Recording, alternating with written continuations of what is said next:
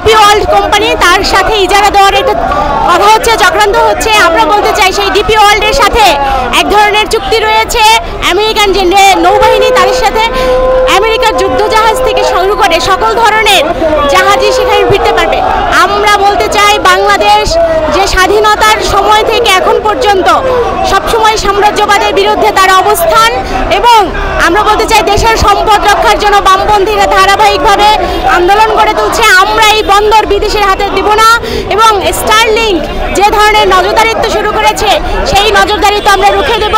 একই সাথে মানবিক করিডোরের নামে বাংলাদেশকে যে যুদ্ধের ঘাঁটি বানানোর চক্রান্ত হচ্ছে, তার বিরুদ্ধে আমাদের এই রোড মার্চ।